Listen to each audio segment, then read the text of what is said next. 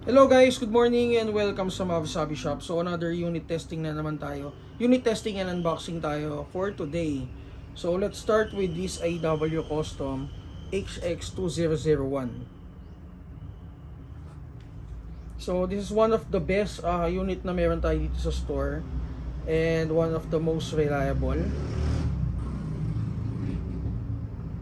So start natin. Actually dalawang ititest natin for today. Yung isa is the AEW Custom HX2201. Ito. So ito yung unit ni Tanggol dun sa Batang Quiapo. Okay, so unahin na natin to. So let's start with the features ng unit. So yung unit is naka metal slide na siya. Ito. So yan yung slide niya. So may serration siya dun sa may likod and dito sa harap. Okay? So ang ano nito, ang frame nito is polymer. So it's a high strength polymer frame. Okay? So wala siyang any markings dun sa polymer niya. Pero may slot siya for attachment. Okay? So outer barrel has sorry, natakpan ko. 45 ACP markings dito. And naka-island barrel siya, guys, with front fiber optic sights and rear fiber optic sights. Okay, so adjustable hop-up system, doon na sa loob yon, internal parts na yun.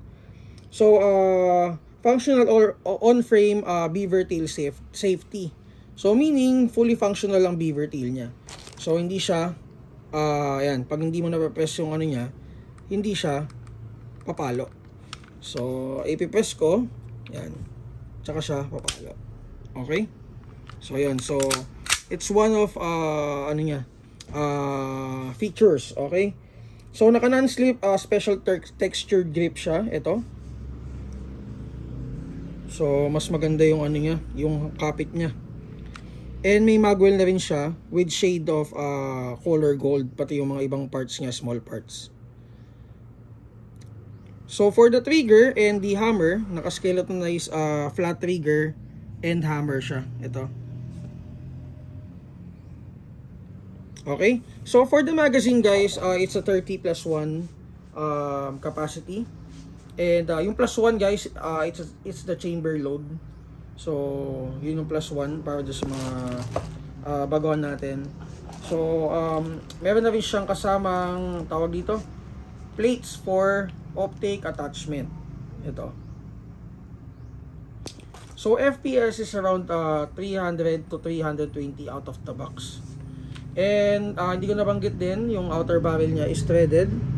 So which means pwede tayo maglagay ng any attachment like tracer, compensator, and suppressor, or any attachment na gusto nyo ilagay dun sa outer barrel niya. Okay? So for the function, semi-auto function lang siya. So wala siyang full auto. Pero meron tayong full auto function talaga ni AEW Custom na ganito, na ganitong version.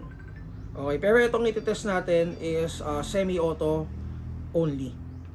Okay, so test natin. Okay, so ang gagamitin nating BB is 0.20 and ang gas natin gagamitin is 12 kg. Okay. Firing 328. Okay. 308.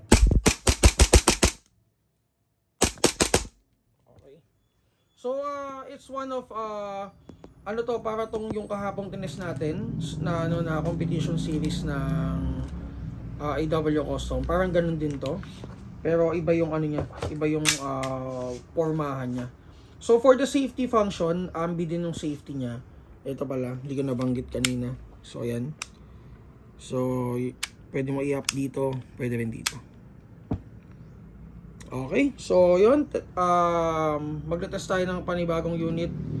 So okay na tayo dito with the AEW Custom HX2001. So dumating lang to this week. And if may mga katanungan kayo or additional questions regarding this unit, mag-PM lang kayo, guys. So makikita nyo to sa Google Drive natin under AEW Custom GBB Pistol folders. Okay? So, yun, thank you, and pupunta tayo dito sa AW Custom 2201.